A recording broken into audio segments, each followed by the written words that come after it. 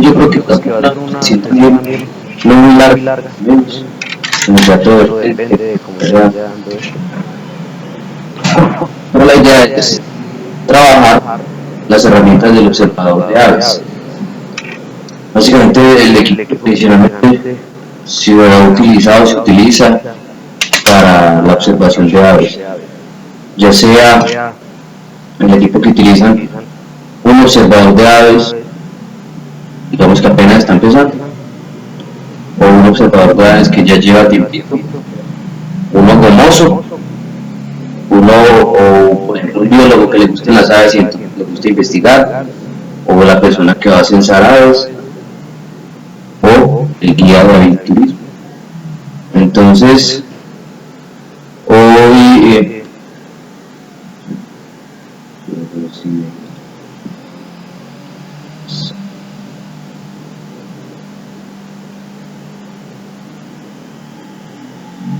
y yo le voy a dar a usted para que usted me anite eso.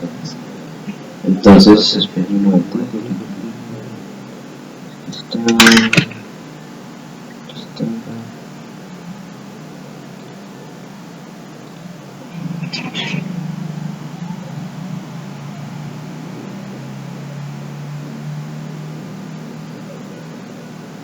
Entonces, ahora, pero primero quiero decirles que la mayoría de los que están aquí ya me enviaron por lo menos la actividad, lo que desarrollaron inicialmente en la actividad que les dejé la sesión pasada. Entonces, pues yo a todos les estoy diciendo cuáles deben mirar más. No es que lo tengan que hacer ya, pero sería bueno que terminen el ejercicio y me pueden seguir mandando lo que necesiten. Luego, pues, lo que vayan desarrollando y yo les digo si ya les quedó bien o si todavía tienen algún, digamos que error.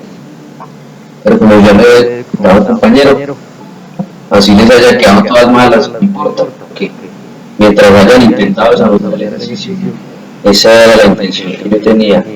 Yo no les puse no les dejé un ejercicio sencillo. Incluso las personas que llevan tiempito les tocaría pensar. Entonces, es para que vean que esto es de práctica, esto es de repetición, y ir desarrollando el oído, ir acostumbrando el oído a escuchar esos cantos. Entonces, así es. Los que todavía no me lo han presentado, pues todavía tienen tiempo, ¿cierto? Por lo menos, ahorita deberían enviarme algo inicial, o alguna parte del ejercicio desarrollado, unos cuantos cantos, como para decir pues que lo intentaron al menos. Los que no, para mí es muy importante que desarrollen este ejercicio. Listo, entonces, el equipo tradicionalmente utilizado para la observación de aves la de unos binoculares, una libreta de campo y una guía de campo. En campo, a pesar de que se llame guía de campo, no es lo más recomendable que ustedes mantengan mirando la guía de campo. De pronto, salvo algunas ocasiones que ustedes digan, ve, ¿cómo es que se llamaba este? Y lo pasan a buscar, bueno, oiga, si tengo una duda aquí, voy a comparar este con este, a ver cuál es que es. Pero como que se paren ahí a buscar sin saber nada, no. O sea, además que siempre la primera vez que uno sale a pajarear, lo mejor es salir con alguien que sepa ya por lo menos reconocer las aves de ese lugar en el que están pajareando. Y para eso está la libreta de campo al principio. Hoy en día pues uno utiliza aplicaciones para hacer las listas y se las comparte al resto del grupo, pero todavía utilizar la libreta de campo. La libreta de campo, aunque yo sí digo que la libreta de campo es muy buena a lo último. Siempre al principio lo mejor es que se dediquen a escuchar y a ver. Pues habrá personas que les guste, ¿cierto?, de formas diferentes, pero lo más recomendable es que se dediquen a escuchar, a ver, a disfrutar de la actividad y a lo último, que una persona que sabe sobre la actividad pues ya se dedican a copiar los nombrecitos de las aves que se visitan ese día, sobre todo las visuales al principio, y de ahí ya pasa a utilizar la guía de campo. Pues la guía de campo en un principio es más para usted llegar a su casa, buscar los nombres, revisar las aves y empezar a estudiar así. Ese para mí es un método que le puede funcionar a la mayoría de personas. Puede que no a todos, pero ya cada quien tiene su punto de vista y cada quien va mirando cómo le gusta realizar la actividad. Entonces, unos estos, como cualquier hobby, uno lo debería realizar como a uno le gusta. Bueno, entonces hoy día es cada vez más común uso de cámaras fotográficas, telescopios portátiles con trípode, además de muchas otras herramientas usadas por fines de observación, o tales como parlantes, grabadoras de audio, detección nocturna, lentes térmicos, controles láser, etc. Hay muchas aplicaciones digitales útiles en la práctica de este hobby y entonces hoy vamos a hablar de todas esas herramientas un poquito. ¿Qué tanto podemos profundizar? Eso pues ya yo creo que hoy podría quedar unas bases firmes ahí, como pues por lo menos para que cada quien vaya mirando qué herramienta le gustaría adicionar a esta práctica. Ya hay unos que ya tienen muy claro qué es lo que les gusta, y de vez en cuando hay unos que de vez en cuando salen a observar eso, otras veces salen a fotografiar. Yo les voy a hablar un poco de las cámaras fotográficas, de qué se debe tener en cuenta a la hora de comprar una cámara, un telescopio, un binocular, etc. Pero seguro que aquí hay unas personas que saben mucho más que yo de fotografía, o por ejemplo, bueno, o de utilizar otras herramientas de las que vamos a hablar aquí. Entonces esa es la idea de hoy. Entonces vamos a empezar con los binoculares. El binocular, pues, para mí es el elemento más importante para observar aves, para mí, porque a mí me encanta observar aves. Hay unas personas que les encanta fotografiar, pero cuando tengan de pronto el binocular correcto, seguramente les va a gustar mucho más observarlas, o les van a gustar, o por ejemplo no va a tener una sesión de observación de aves sin tener las dos herramientas. Entonces un instrumento óptico usado para ampliar la imagen de objetos distantes, así como el binocular y el telescopio, que están hechos para esto. Pero con los binoculares es más cómodo apreciar la distancia de objetos distantes y seguirlos en movimiento. Bueno, quizás con el monocular también hay gente que le gusta ver. Con los binoculares, simplemente por el peso, la forma de cargar los ojos. Entonces la ampliación se logra cuando la luz atraviesa a serie entre los binoculares, y generalmente el ocular derecho tiene un anillo de corrección dióptrica. Básicamente ese anillo es lo primero que uno mueve cuando va a ver por primera vez binoculares. Lo primero que uno hace es identificar, digamos, que un objetivo puede ser una imagen, una hoja, una flor que no esté muy lejos, y cuadrar con este anillo de corrección el nivel, digamos que esto es para cuadrar el nivel de miopía que uno tenga generalmente. Entonces uno lo cuadra y ahí ya le va a quedar enfocado cada vez que mueve la rueda del enfoque. Ya no va a quedar con ningún margen por, sino que usted ya va a tener sus binoculares personalizados. Entonces listo. Los binoculares generalmente vienen cuando uno compra un video con la persona les dice, estos son de, por ejemplo, 10 por 42, 10 por 50 o 7 por 35. Es CM por MPX. ¿Qué quiere decir eso? Generalmente la N. Sí, generalmente, si habrá algunos binoculares que lo manejan al contrario, o de otra forma diferente, pues. El N es la cantidad de veces que pues un binocular acerca las cosas lejanas. Entonces, cuando 7 es porque tiene, digamos que puede acercar las cosas 7 veces, 10 veces.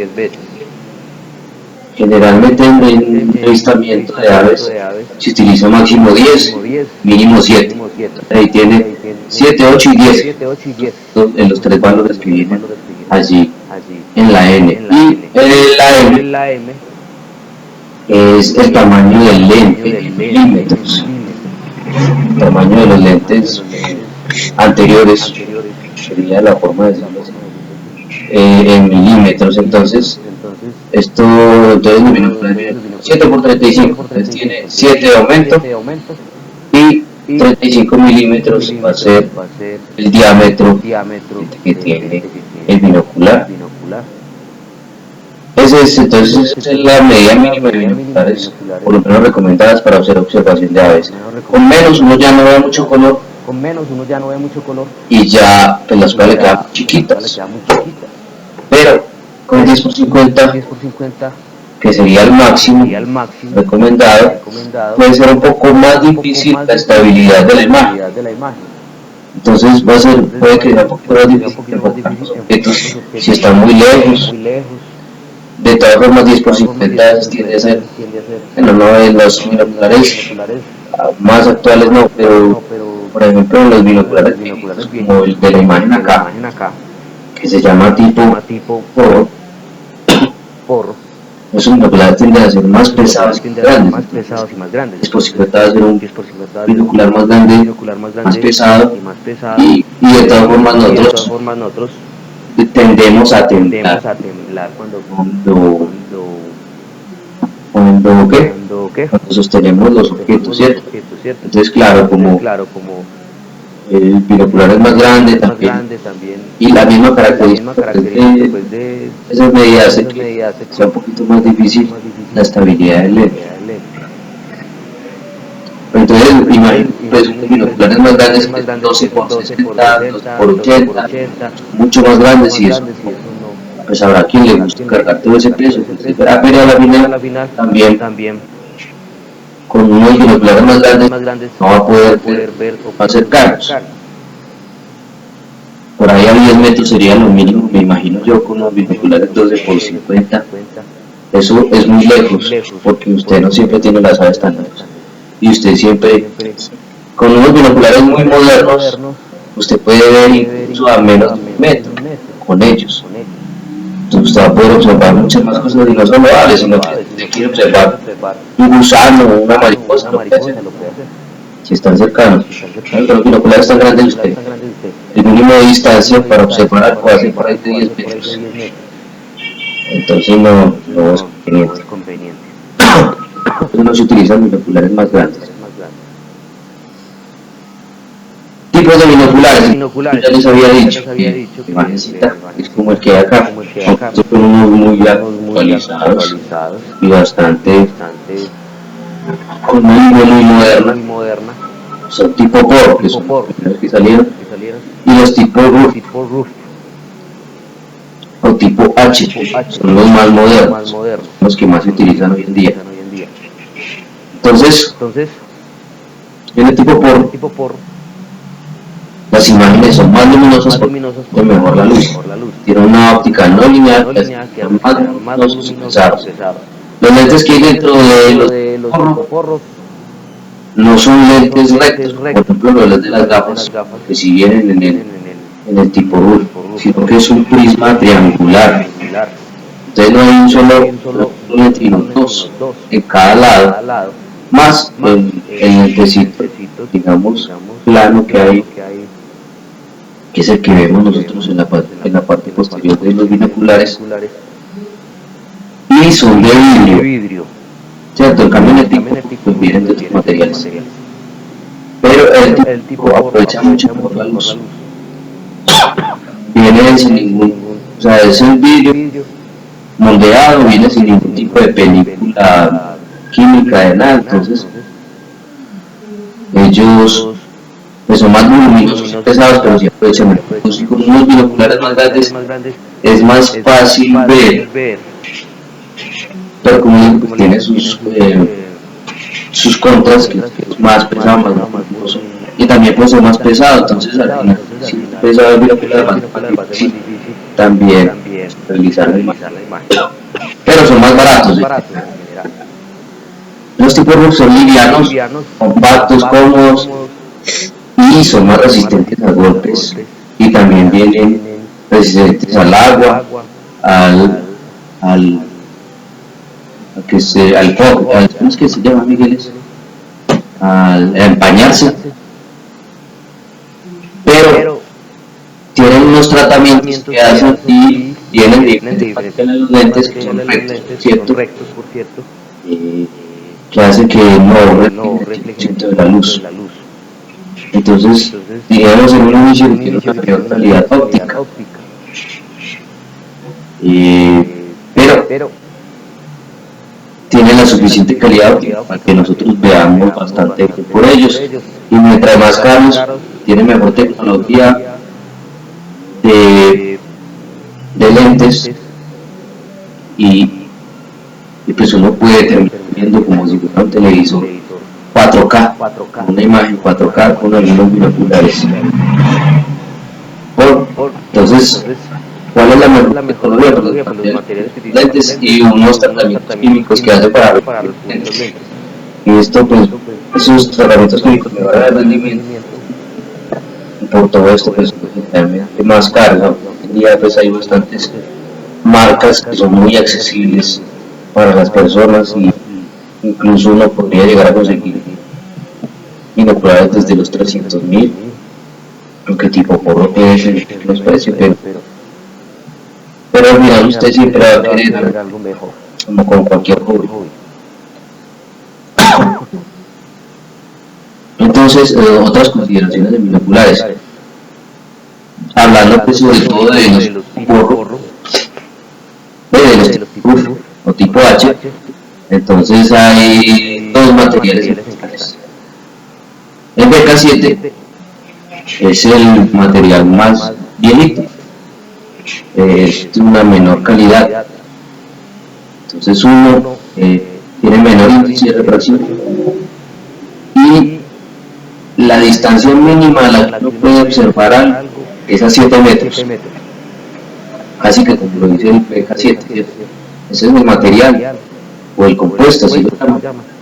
En cambio el BK4 ya es una calidad óptica mucho más alta, y ya que de diferentes precios, y si usted compra uno, digamos que por ahí de 2 millones de pesos, unos binoculares, va a poder ver, o sea, 1 metro o menos, y la calidad de la imagen definitivamente va a ser mucho.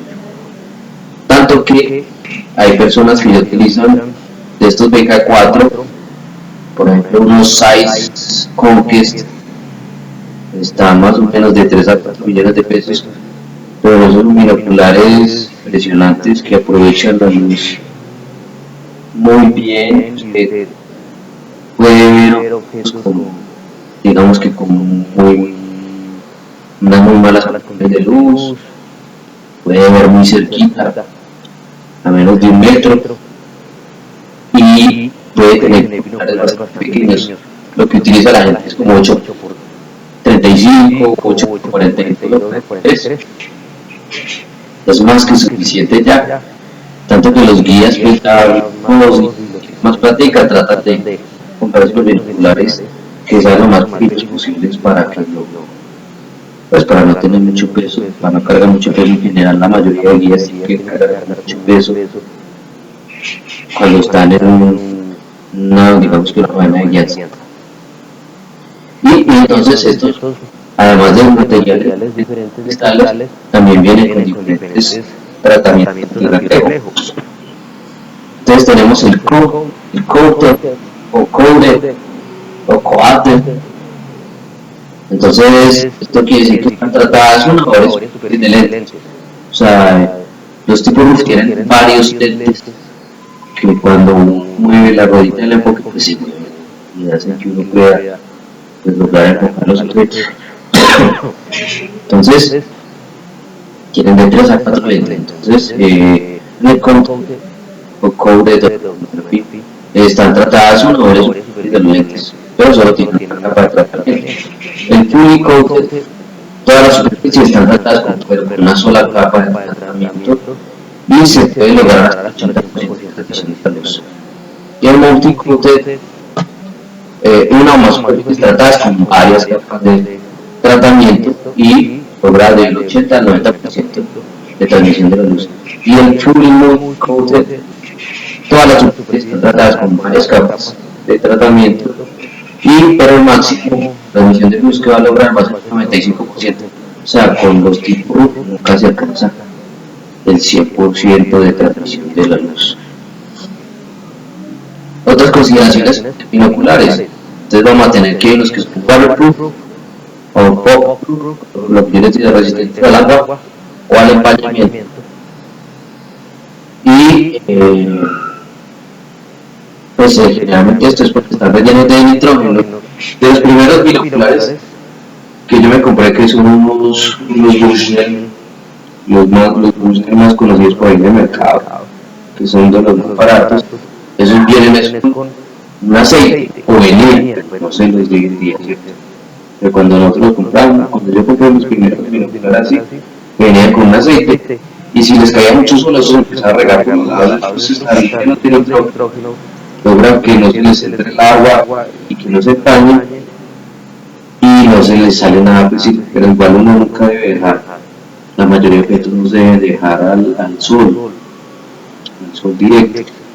Aquí entonces tengo diferentes marcas que uno puede buscar, que son pues también referenciadas a las marcas. Los más comunes hoy en día son Tasco, Simmons, está entrando, Bushnell siempre ha sido muy común, Valka también es otra marca que está entrando mucho en el mercado, Olympus siempre ha sido una marca muy conocida en óptica, Celestron, muy buenos, los Sautan X, Vortex, en este momento en las marcas que tienen las gamas altas más accesibles pues en el mercado por precios, y ya pues está Leica como Swarovski Zeiss y Nikon, que son de las más conocidas, que pueden llegar a ser más bien costosas pero son muy buenas. Pero Vortex pues, o Eagle Optics también está relacionado con Vortex.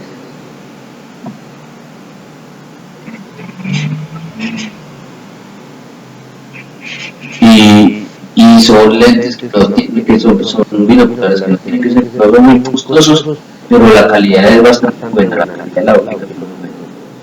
Entonces tenemos binoculares que van desde, fácilmente uno puede conseguir, bueno, en tipo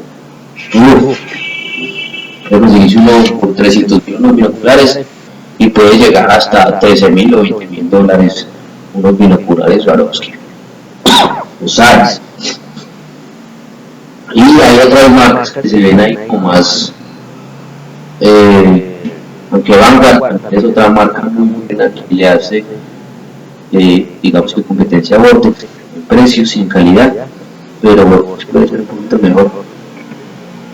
Y hay otras marcas que ya no se conocen, pero que buenas, aunque como muchas de estas marcas trabajan en binoculares tipo turbo. Pero como les digo, no es que los tipos sean malos, hay gente que le gusta ver por ellos. Pero si los tipos, ya decía en la diapositiva pasada, son más resistentes a los golpes, bien. Aunque obviamente si usted se le caen unos tipos por, pues usted se los lleva a una persona que sepa y esa persona se los cuadra otra vez, le cuadra otra vez la óptica de los binoculares. En todo caso ahí tienen unos marcas para que seguir los que quieran comprar binoculares, que quieren cambiar, que pueden buscarse. Es muy bueno cuando uno está buscando unos binoculares, pues preguntar qué le parece a la gente que los ha comprado, que los ha probado, buscar en los internet, ese tipo de cosas como cualquier otra cosa de tecnología que uno compre, ya sea por internet o en físico. Algo que se ha puesto pues muy de moda y es más como guía y la le toca tener uno de estos, es un telescopio o un scope. como lo llamamos, para avistamiento de naturaleza. Además pues, de que permite el uso de diferentes, bueno, los binoculares también, hoy en día está de moda el telescopio, que se puede hacer con binoculares o con un telescopio, pero obviamente con un telescopio va a tener mucha más calidad la imagen que se logra en la foto. Entonces, a pesar de que los binoculares son fáciles de llevar en el cuello, pues el aumento es bastante limitado. La mayoría tiene un aumento de 8 a 10x. Ese es el subset. Entonces,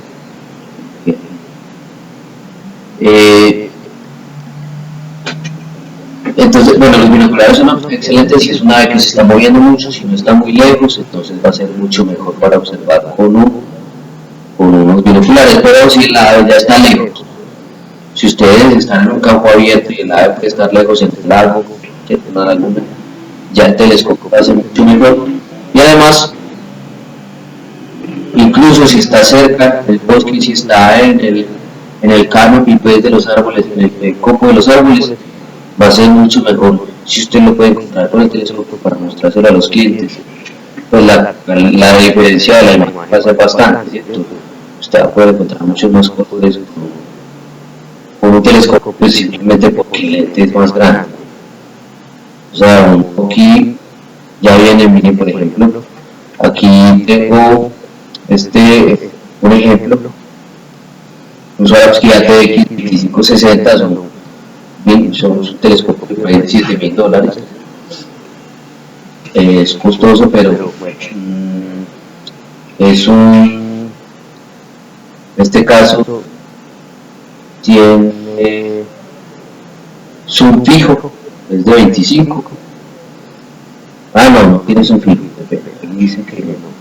ahí dice que es de zoom variable de 25 hasta 60x el zoom. Y además el lente es de 85 milímetros, entonces obviamente va a tener mucha más entrada de luz.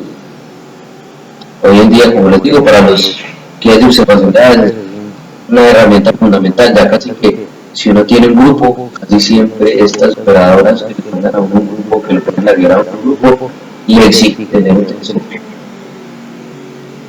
Entonces, aquí tengo que los telescopios tienen, digamos que 3 rangos. Está la clase bronce, la clase plata y la clase oro. Este Swarovski sería un clase oro. En el precio lo dice, ¿cierto? Son $7,000 a $10,000. Entonces, bueno, el diseño es un ángulo para mí. Esa estructura que se ve ahí es la mejor. Hay unos que vienen con una estructura recta y hay gente a la que le gusta, pero sinceramente pues, es un encarte para uno cuadrar. Le toca tener a un trípode muy alto para personas muy altas. En cambio bueno, permite, este tiene mucha más, digamos que este es más flexible, porque uno incluso puede girar el lente hacia los lados para que personas más bajitas vean o hacia arriba para que las personas más altas lo utilicen. Entonces eso es mucho mejor. Incluso miren que este tiene un enfoque cercano de 3.6 metros, es un enfoque buenísimo. Sinceramente pues el mío es un vortex que tiene una muy buena óptica, pero yo no puedo ver tan cerca con el mío. Este pesa más o menos unos 2 kilos y tiene una longitud de 37,2 centímetros. En general ellos no son nada cómodos de cargar, ¿no? Que uno tiene no solo que cargar con el telescopio, sino también con el trípode, que tiene que ser un trípode apto para eso. Si uno ponga un trípode muy delgado, se le va a mover mucho la imagen. Hay que buscar un trípode que le permita tener una imagen estable. Y además el cabezal del trípode también tiene que ser bueno. Entonces, bueno, cuando uno apunta un telescopio tiene que pensar en varias cosas. Generalmente los telescopios vienen con un trípode recomendado. Tampoco pues es que pues al que no le importe, al que le gusten las marcas, Swarovski va a tener sus propios trípodes también para los Swarovski, o al que ya le gusta una marca, pues que yo soy Manfrotto, que un trípode apto para que tenga unas características similares al que muestra que es el recomendado, pero generalmente los telescopios tienen un trípode recomendado. Bueno, otra herramienta, obviamente, que siempre hay que tener, así sea para después, aunque un guía de observación siempre tiene que tener alguien para la mano. Si el cliente le pide, muestre por favor en el libro de acción lo que yo vi, entonces usted tiene que tener la mano. Hoy en día tenemos una buena variedad de guías de campo aquí en Colombia, no es como hace 8 años que solo había 2, y hace 10 años solo había una, pero ni siquiera era de acá. Entonces, la primera que nosotros tuvimos, y básicamente fue la guía de Hilti Brown, pero era muy grande, aunque uno podía sacar la parte de las láminas, pero pues ahí gente amante de los libros, lo que no le gusta dañarlos, y yo nunca lo saqué. Pero después salieron las de Proaves, y esas fueron nuestras primeras guías de campo. Fueron buenas hasta que empezaron a salir otras y ya uno pues veía la calidad de las guías de Proaves que no eran tan buenas. Pero hoy en día pues, tenemos Macmillan, a los que no les importa mucho, o a los que les gusta tener diferentes opciones. Me gusta. Yo por ejemplo tengo esas opciones. Y lo que por ejemplo la de Macmillan tiene también una parte para diferentes magnetos que uno puede encontrar en los Andes o también en la Amazonas. Entonces es muy útil. Pero Macmillan es un libro que tiene unas situaciones muy artísticas y hay gente a las que no les gusta.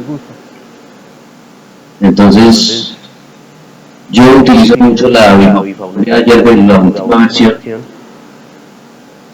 Me parece bastante apropiada para que además le permite a uno tener todas las aves que decías en una página que puede comparar fácilmente y mostrarle a los clientes porque es la que uno dice y no otra. Entonces me gusta mucho la primera, pero yo tengo varias guías, me falta la otra siempre vale, pero seguramente la conseguiré. Entonces las guías de campo de todas formas siempre hay que tener una guía de campo. También bueno, hoy en día con los celulares uno puede tener varias guías de campo en el celular también. Eso es otra alternativa. Pero siempre es muy bueno tener la guía física. Hay otras guías de campo, no solo de aves. Por ejemplo, miren aquí tengo una de libélulas de la cordillera occidental, sobre todo pues de Catamá. Guías de plantas neotropicales que atraen aves, porque guía, por ejemplo, y no solo un guía sino un observador de aves o alguien que le guste la naturaleza debe saber un poquito sobre plantas, y si a usted le gustan las aves por lo menos debe saber algo sobre las plantas que les gustan a las aves, que son casi todas. Hay que recordar que las aves pueden consumir el 75% de los frutos que hay en la naturaleza, no como nosotros que solo podemos consumir el 25%. Entonces, en general a uno le toca saber sobre aves.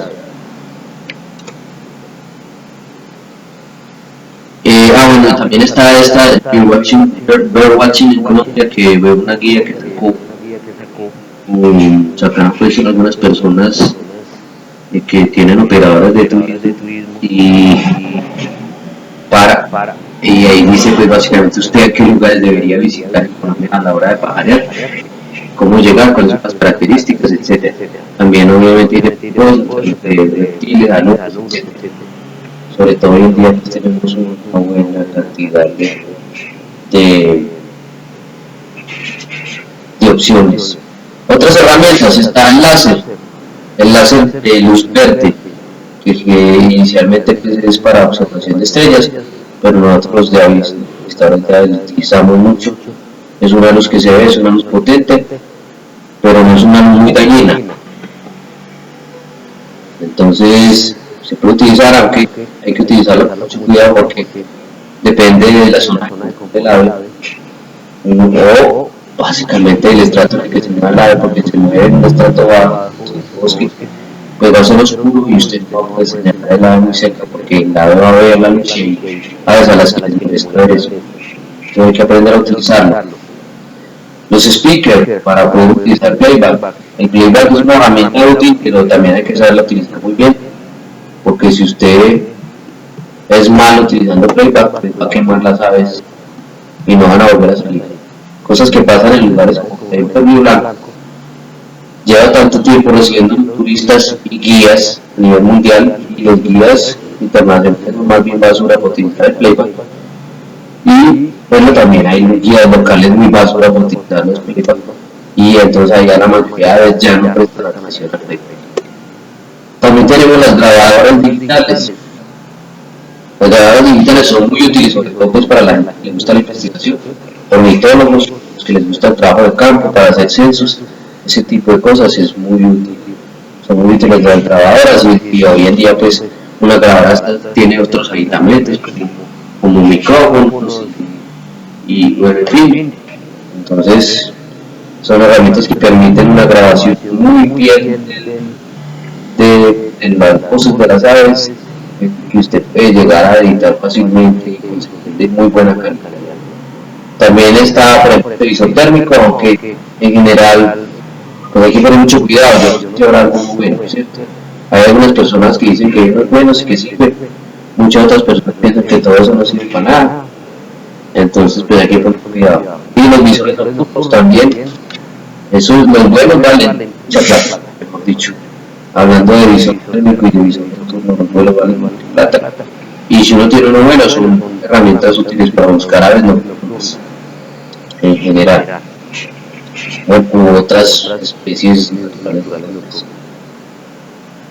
Herramientas digitales, entonces la más importante es, pues sobre todo hoy en día, las herramientas digitales están muchas veces, a pesar de que todavía les gusta la libreta de campo, les gusta hacer más las listas de campo y después cargarlas a las herramientas digitales, pero hay personas como por ejemplo, bueno, casi todos hoy en día nos gusta utilizar Iber, es fácil, ahí encuentran un nombre muy sencillo, no le toca uno copiar y decir pues, que era que escribía este nombre, sino simplemente busca la fácilmente, realmente copiando las dos letras del género y del letrero específico y ya. Entonces es bastante sencillo utilizar estas plataformas. Además, bueno, están hechas para que las personas simplemente pues mirando un poquito. Entonces hay diversas aplicaciones, la más importante es Iber, pero hay otras plataformas a nivel mundial que se utilizan, pero entonces esta aplicación es fácil para registrar vista en el campo y vincula estas observaciones con la cuenta de Iber. Bueno, estos básicamente son datos que están disponibles para investigadores, sobre todo pues, de Cornell Lab, del Instituto Cornell, pero aunque son datos que uno puede llegar a pedir al instituto, lo mismo que cuando los datos que uno sube a Audubon sobre los censos o Calibris, etc. Uno puede pedir esos datos y ellos, uno simplemente les explica para quién los quiere, qué proyecto, y ellos se los permiten a uno. Entonces, estas herramientas digitales pues, facilitan no solo que no somos nuestros registros, sino tengamos, digamos que nuestro listado vitalicio y todo ese tipo de cosas, y que tenemos las aves y que llevamos todo eso, sino que también es una herramienta de ciencia ciudadana muy útil y los datos están accesibles pues, para los investigadores. Tenemos también iNaturalist, que ya es una plataforma más generalista, que no es para aves y también para plantas, etcétera, cualquier individuo perteneciente al reino animal o vegetal u otros. Entonces, iNaturalist, uno puede pues, subir sus fotos y puede que si uno no conoce pues cuál es esa especie, hablando en general, pueden allí haber muchas personas que le pueden colaborar a uno para identificarlo. Hay cosas que son muy difíciles de identificar y la gente puede llegar de pronto hasta la familia, pero todo eso puede ser útil. Antes había una aplicación de aves que era para que tenía los cantos, pero ya Iber tiene Merlin, que es una otra herramienta de Cornell, pero también a nivel ya de para uno visitar, bueno, una puede visitar también por el celular, está haciendo canto y bueno, y por ejemplo otra como muy naturalista es Google Lens, que es también una aplicación generalista para lo que uno necesite, le sirve, le toma la foto y por la misma herramienta, no depende de la gente, la misma herramienta del motor de búsqueda que tiene, le ayuda a uno a tener opciones con las que uno puede llegar a identificar a lo que le tomó foto. Entonces Google Lens está muy de moda hoy en día. Pero como les decía, entonces hay varias aplicaciones, no solo estas sonidades, pero hay otras aplicaciones como por ejemplo, bueno, ya la gente le gusta BirdNet, pero eso todavía es un beta, todavía no tiene muchos cantos, entonces no es que vaya a funcionar. Sin embargo, Corte tiene una aplicación que es paga, que sí es muy buena, es que me llama Raptor o algo así, y es muy buena. En algún momento la están dando gratis, por eso es pago, aunque uno no debe pagar demasiado. Hay muchas aplicaciones, en todo caso, para los administradores de área, hay muchas aplicaciones pagas que no son muy costosas, y mucho 3.000, 6.000 pesos al mes, etcétera, que adquirir y que le pueden ayudar a uno. Bueno, está BirdData, básicamente en el campo para es muy útil, necesita, pues obviamente que no está personalmente las aves, está Merlin, pues obviamente de las herramientas más utilizadas hoy en día, pues porque está conectada con Iber y allí tiene pues AVE, una breve descripción de AVE, los mapas de distribución, los cantos, Merlin. Pero siempre se necesita pues una buena capacidad de teléfono, por lo menos unas 2 gigas tiene que tener uno para poder grabar la base de datos, que ojalá tenga siquiera 3 para grabar más aves. Merlin en general tiene una base de datos de 1.700 especies en Colombia. Eso es un número muy importante. Fíjate que nosotros tenemos alrededor de 1932, pero 1.700. Y pues, que no tiene varias características de la ave. Pues hay otras plataformas de aves, avivaces. También está la librería Macao, que es la de Iber, está Birds Colombia, que es como la wiki de aves, pero allí está plataformas para que uno pueda averiguar sobre aves. Otros elementos que el observador de aves debe tener en consideración, no solo el guía de aves, sino también todos estos elementos a la hora de salir a observar. De tener hidratación, snacks, repelente de mosquitos, siempre es muy importante, la gorra o sombrero, no solo para cubrirse del sol, sino para defenderse de otras cositas, como por ejemplo ciertos bosques que están las tumbas, sombreros o las víboras de pestañas. Al gorro o sombrero le puede servir a uno para una mordida. Eso es muy raro, ¿cierto? Pero puede ocurrir. El bloqueador solar es muy importante para los que tienen de la piel cuando ya estén un poco más adultos, no tienen que estar viejitos. A los 40 y tantos ya empezarán a surgir de la piel y llevan mucho tiempo observando aves sin bloqueador solar. Siempre tener una linterna, con zoom básico, que va a poder utilizarla para observar búhos. Esa también hay que saberla utilizar. Hermano, deben afectar negativamente la visión nocturna de los búhos. Un botiquín siempre hay que tener elementos para tener, en caso de cualquier emergencia, sea, no sé, que usted se raspó por ahí con un alambre de púas, o bueno, hay por ahí algunas plantas que pueden ser bastante tóxicas. Entonces siempre hay que tener un botiquín. Ya los barómetros en un momento pues para la gente que hace investigaciones, lo mismo que el GPS, aunque si usted gusta caminar, el GPS. Hoy en día están los celulares, pero yo creo que si usted tiene una conexión a internet o una conexión básica, pues va a ser un poco difícil. Entonces es mejor tener un aparato que esté especializado en GPS hay otros elementos de la investigación, como redes de niebla, cámaras trampa, drones, etc. Aunque las cámaras trampa pueden servir para cualquier persona que tenga una propiedad, que tenga una reserva de la sociedad civil, o un lugar, pues, bosquecito que tenga en su casa y quiera saber qué se puede por ahí, pues las cámaras pueden ser muy útiles, sobre todo para pues, rastreras, o rastoneras, o para mamíferos. Y las cámaras fotográficas y video que se vieron tendencia hace unos años y hoy en día las demasiadas personas. Casi todos los fotógrafos de tienen cámara fotográfica o de video. Entonces, bueno, vamos a hablar un poquito de cámaras fotográficas, porque les gusta la fotografía, quieren meterse en este mundo de las fotografías. Una cámara fotográfica es un dispositivo utilizado para capturar imágenes, eso es básicamente.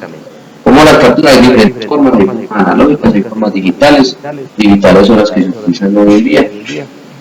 Entonces, para diferentes tipos de cámaras, están las cámaras compactas, nosotros llamamos piscineras, o las estrellitas para los matrimonios, para los que las primeras comuniones, ese tipo de cosas, pues el que las sabe utilizar, tomar unas fotos así. Pero para las aves no funciona mucho. A los que les guste más el paisaje, pero son las cámaras más sencillas y manejables, destacan por su pequeño tamaño y su fácil manejo, ¿no? Generalmente varían muchos parámetros, básicamente tome la foto ya. Entonces, bueno, hoy en día los fotógrafos a algunas personas no les interesa mucho, les gusta mucho obtener la mejor calidad posible, ¿cierto? La mejor calidad posible según las capacidades que tenga esa persona, porque ni siquiera dependiendo de la cámara, muchas veces tiene unas características básicas de cámara, pero si va mucho en el asunto que ya la persona tenga y la práctica que tenga tomando fotos. Entonces, ya el siguiente tipo de cámaras son las cámaras Bridge, que son muy utilizadas hoy en día. Estas cámaras son un paso intermedio entre las cámaras compactas y las reflex. Las DSLR, pues, sus principales características que tienen un objetivo no intercambiable, compacto, pero tienen zoom monstruoso. Además, también permiten manejar ciertos parámetros, o bueno, todos los parámetros de la que nosotros podríamos utilizar, podríamos variar para tomar la foto dependiendo de las condiciones que hay en el medio, de lo que nosotros queramos reflejar en la foto. Entonces, las cámaras lo permiten. Es lo que pasa, la calidad de la imagen no va a ser como la de una cámara con lentes intercambiables, no va a llegar hasta ese punto. Sin embargo, con ese zoom tan enorme, pues usted no tiene que cargar con un lente 600, 800, quién sabe, o un 400, 800 enorme. Entonces, básicamente, el problema de estas cámaras con lentes intercambiables es que puede pesar mucho y puede usted tener un equipo muy grande, que carga maletas enormes y la ropa es un poquito, lo que tiene es un mundo de lentes, varias cámaras, incluso flashes. Entonces, bueno, entonces sus principales características de una Bridge es que, bueno, ya dije que tiene un zoom, pero es así, pues como el de una compacta, no es tan pequeño, hay unos que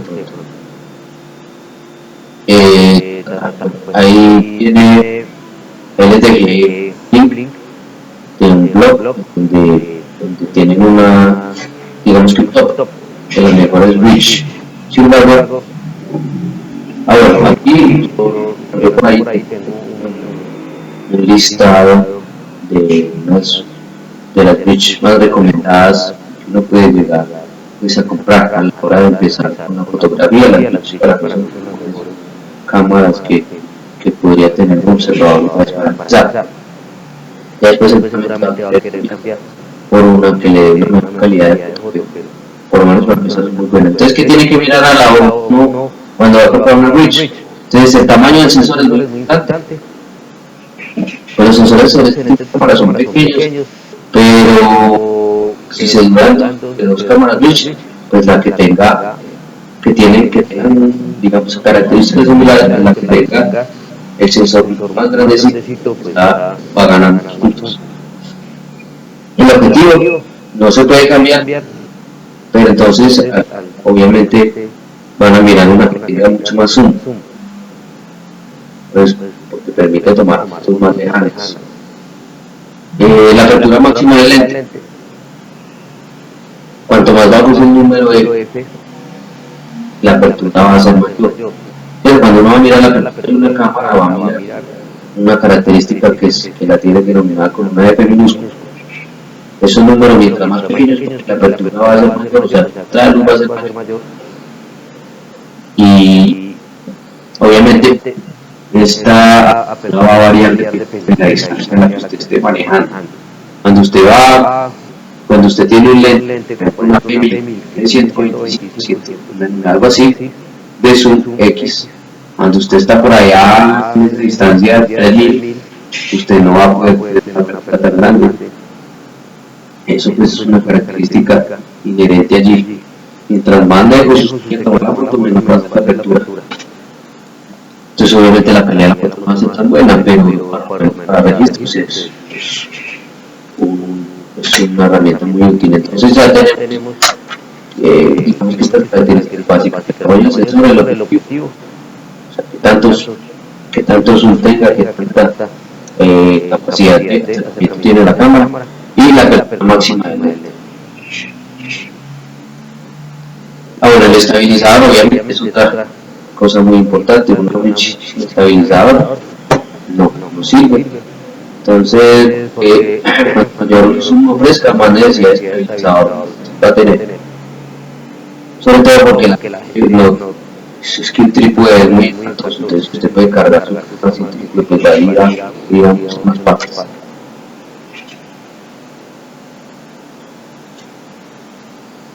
Bueno. El visor, ¿quién no le importa mirar por la pantalla? Sinceramente, a mí me gusta mucho más tener el visor normal de la cámara para tomar la foto, que me parece mucho más fácil encontrar el ave con el visor de la cámara que por medio de la pantalla LCD que crea la cámara. Pero hay gente que le gusta o no. ¿Cierto? Entonces eso puede ser una característica para usted. La pantalla LCD, hay diferentes características que puede tener. Puede ser una pantalla fija o una de estas que se pueden sacar y puede usted mirar desde diferentes ángulos. Eso también puede ser. El tamaño y peso son muy importantes a la hora sobre todo de caminar. Y ya otras características dependiendo de las necesidades. Si tiene Wi-Fi para usted poder el instante a su celular, o bueno, o las que tienen otro tipo de, o la posibilidad de cargarlas a la red.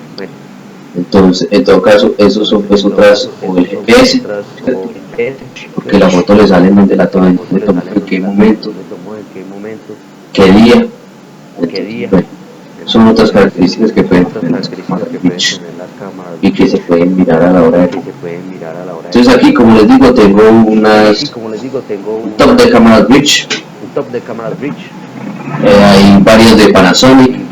Panasonic siempre ha sido una marca conocida pues, por la buena calidad. Entonces, miren ahí aparece por ejemplo 18 megapíxeles. Esta tiene un zoom de 60x, es un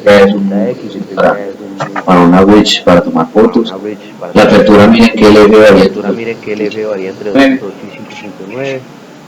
Y entonces estos 60x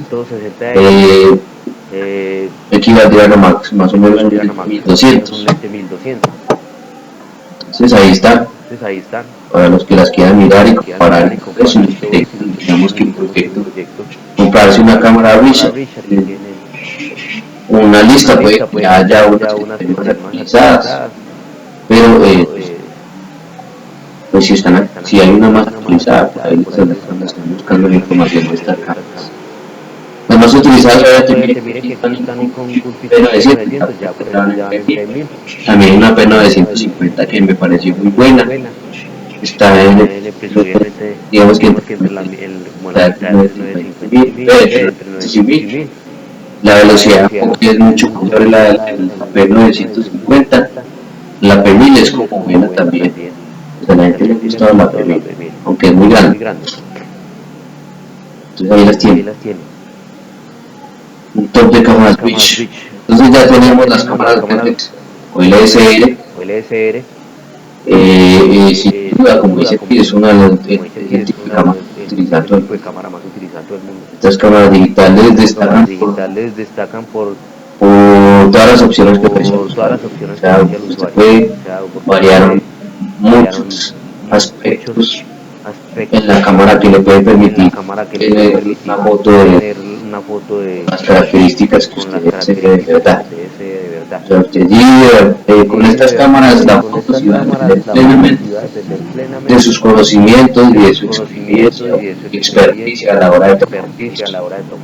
Entonces esto es una cámara para los que les guste de verdad la fotografía y quieran tomar fotos de muy buena calidad. Y bueno, y que quieran, la foto dependa de usted mismo, obviamente tiene que tener la herramienta, pero ya va a depender plenamente de eso. Entonces usted aquí va a poder variar enfoques, los objetivos intercambiables, o sea que usted puede tener el mismo cuerpo y diferentes lentes para diferentes cosas. A pesar de que una Wish, por ejemplo, le diga que tiene la opción de tener como si fuera un lente macro, son muy buenos. En cambio, si usted tiene un macro en una de estas, también depende de las características de su lente macro, la permite tomar unas fotos macro reales, digamos así. Y bueno, usted va a poder experimentar este tipo de cámaras.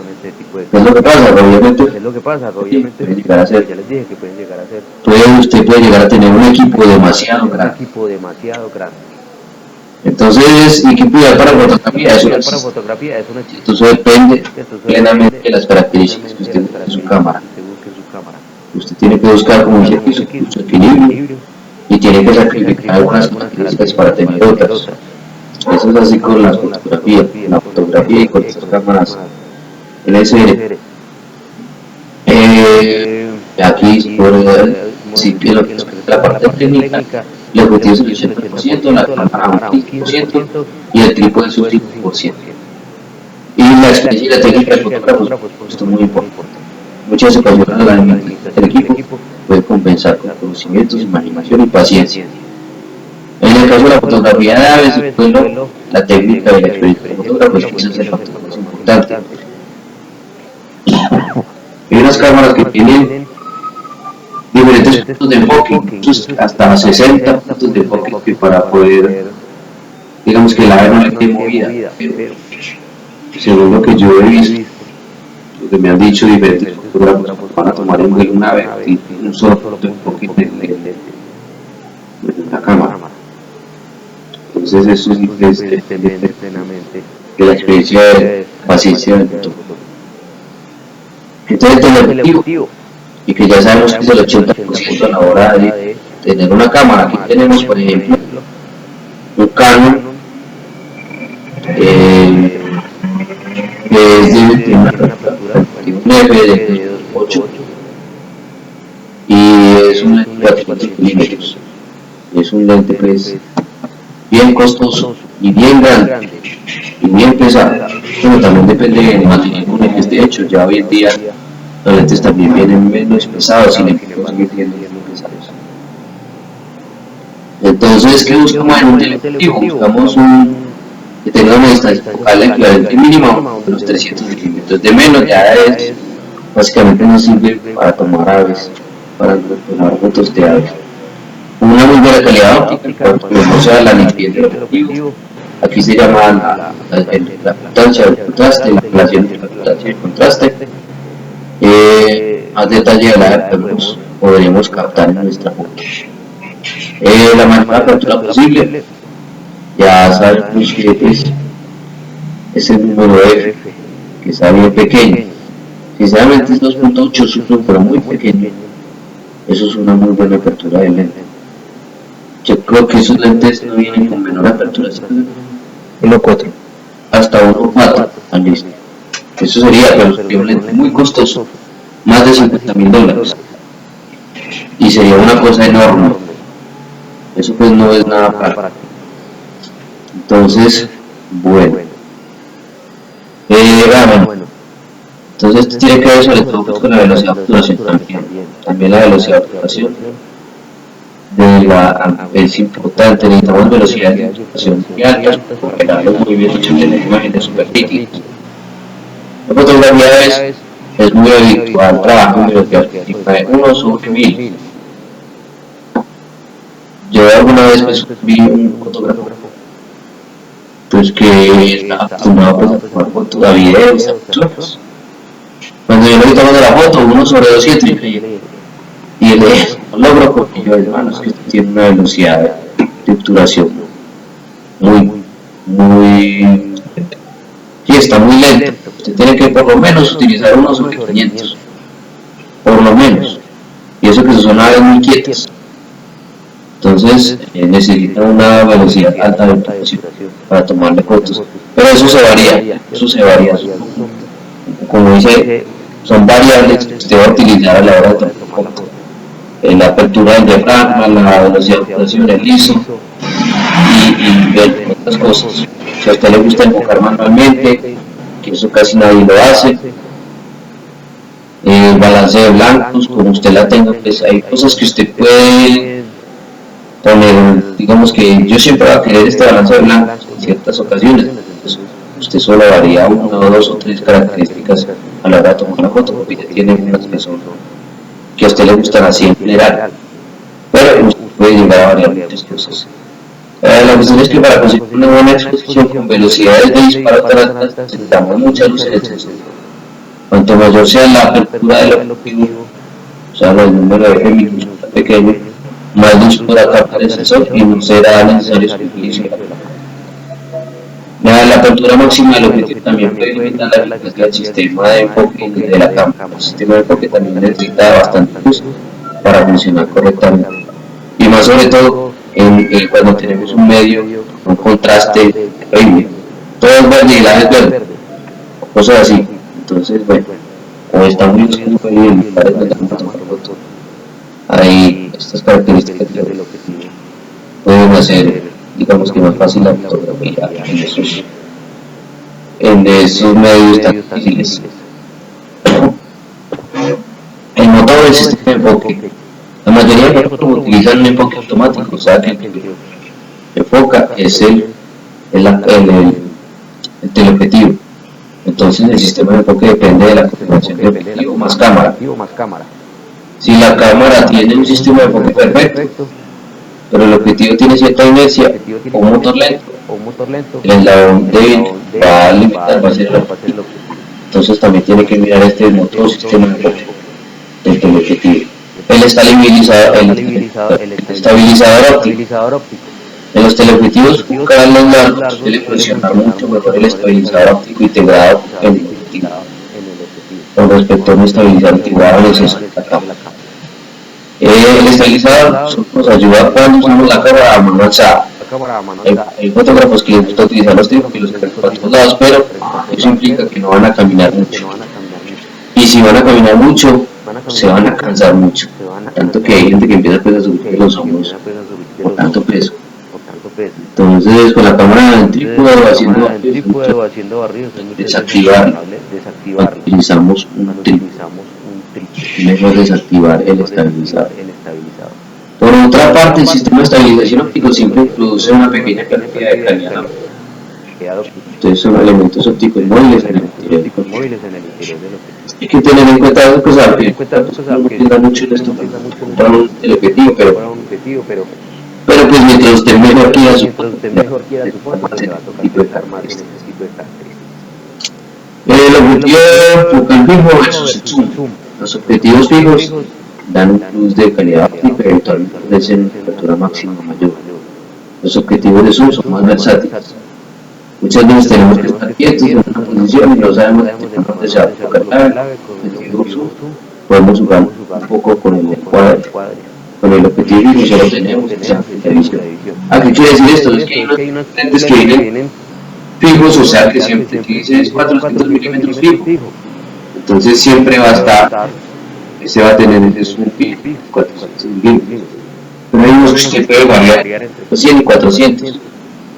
Entonces eso hace que usted vaya a jugar diferente con sus fotos. Eso es dependiendo de lo que usted quiera. Ahí le dicen pues que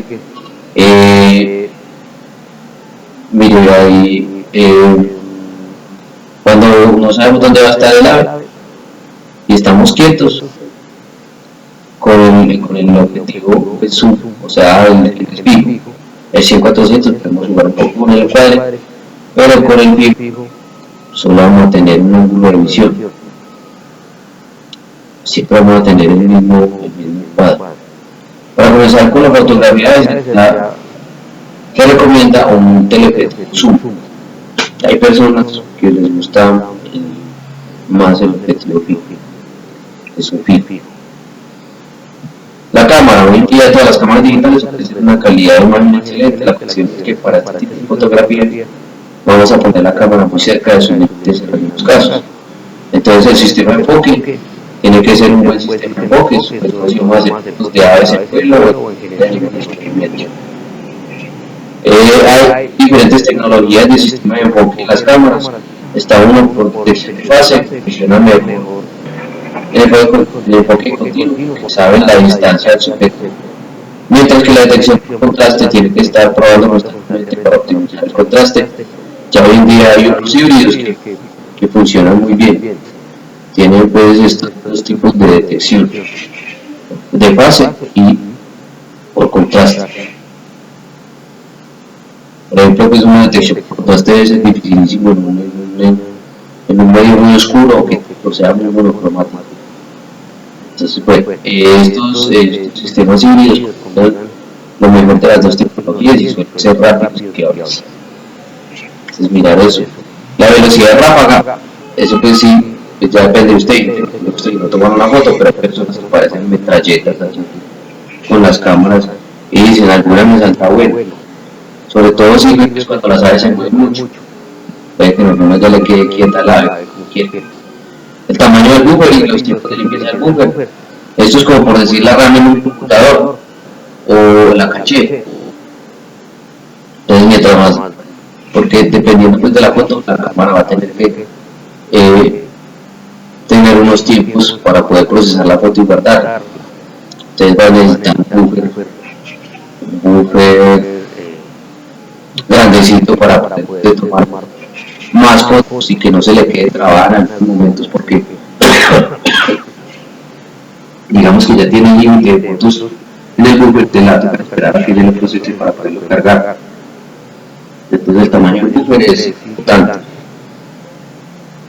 El comportamiento de calidad de imagen de los ISOs altos, hay cámaras que no están hechas para ISOs muy altos, hay cámaras que sí, generalmente pues cuando está usted en un ambiente muy oscuro, usted necesita ISOs altos, pero que la cámara los pueda manejar.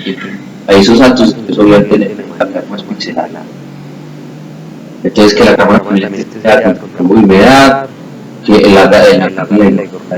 la cámara, pues que usted la coja y sea como para cargarla y que se le deslice.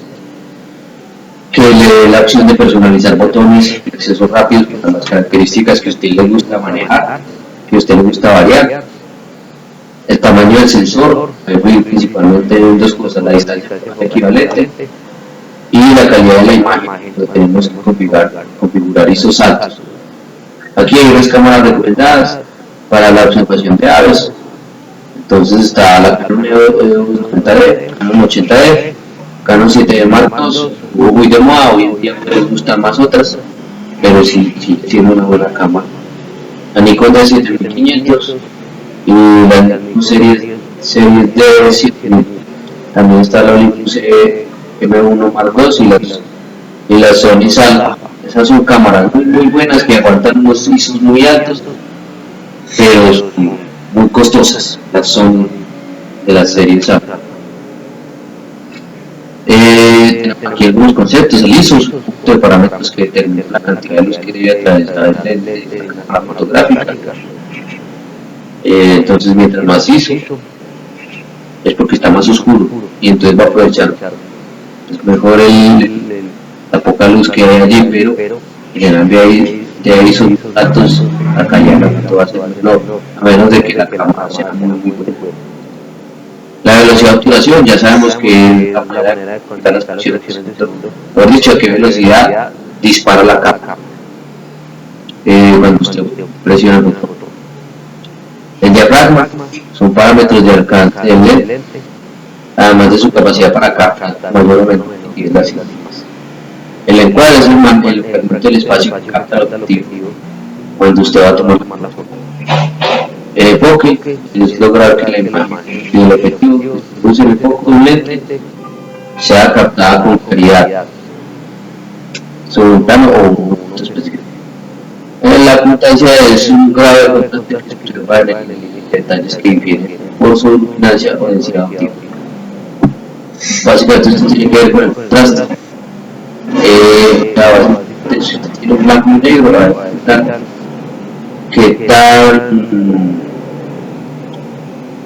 qué tantos detalles, qué tanto difiere pues la luminosidad y la densidad óptica. Por hecho, cuanto más contrastado sea el límite entre una zona oscura y otra más clara, mayor es la distancia. Sí, eso tiene que ver con el contraste, que es la posición o diferencia notable de una persona o una cosa con otra. ¿Qué tanto usted puede diferenciar un objeto de otro? Sería el contraste. Y el balance de blancos es un control de la cámara que es para equilibrar los niveles de los colores básicos rojo, verde y azul. Con el objeto de que la parte más brillante de la imagen aparezca con color blanco y la brillante con negro. Entonces, mientras mejor sea el balance de blancos, usted va a tener también un mayor contraste en su imagen. Eso es como también estas tecnologías mejor también hacen más cara la cámara. Bueno, eso es flash. Eso es una cuestión. Hay mucho debate también. Si se debe utilizar flash o no en la fotografía de naturaleza, hay gente que encanta flash, las fotos con flash, pero si no lo saben usar las fotos van a salir feas. Entonces, si usted sabe utilizar flash, va a saber que en la naturaleza usted va a tener que tener un flash con luminosidad variable, la potencia de la luz. Dependiendo pues de la luz que usted tenga en el ambiente, usted va a poder variar esa potencia de luz, y si la varía bien, la foto le va a quedar de buena calidad, y si no. Y si no sabe utilizar el flash, le va a quedar como una imagen plana, sin vida, le van a quedar ojos rojos, etcétera, etcétera, etcétera. Lo que pasa es que el uso del flash generalmente debería ser en lugares donde usted pueda controlar las características del ambiente, o sea, básicamente un laboratorio. O por eso pues muchas veces estos investigadores llevan como unas cajitas ahí que como su ambiente controlado, ellos atrapan el individuo que fotografiar y allí lo fotografían y va a quedar de mejor calidad pues de la foto flash. Esos flash integrados pues vienen sobre todo pues, en todas las cámaras, pero eso no tiene potencia variable, es solamente para llenar espacios pues oscuros. Usted no tiene mucho control sobre él y en general no es bueno para foto. Porque además el de la meditación y eso no necesariamente es bueno en todas las situaciones. Básicamente no es bueno en todas las situaciones, en la mayoría de situaciones es bueno. Entonces ese flash pegado no se utiliza. Lo que más utiliza es el flash externo portátil, que normalmente tiene potencia variable y usted lo puede sincronizar con su cámara cuando va a tomar una foto, y usted puede tener tantos flashes como quiera o como pueda muy bien, y este sería pues la mejor opción, pero digo, en un ambiente controlado. Eso no es para todo, pero ahí donde usted les puede poner los aditivos pues, para difundir la luz y etcétera. Hay muchas formas de utilizar esos flashes externos portátiles. También están estos flashes terminales de anillo, pero son sobre todo utilizados para fotos macro. Es el mejor para foto macro porque le va a iluminar todos los espacios oscuros, esto le va a dejar espacios oscuros. Y listo. Entonces, eso fue la presentación de hoy. Si alguien tiene algo para decir, es el momento apropiado para hacerlo. Si no, me esperan un momentito mientras yo tomo la foto de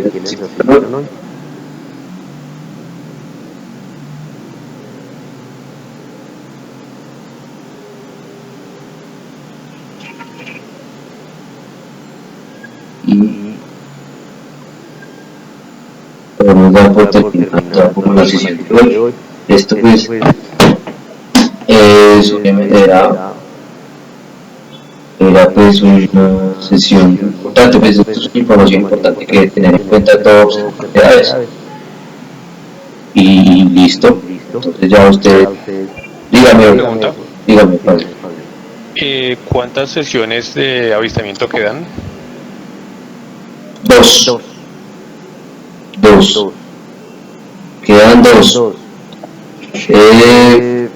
Yo todavía no la he planeado porque quiero tener como en cuenta las que no han quedado ni claro, entonces me gustaría que me dijeran, pues yo sí tenía unas fechas, pero yo quiero más bien que los que no han ido a ninguna y quieran ir a alguna me digan cuándo pueden y en dónde, ¿cierto? Y así de pronto podemos cuadrar algo.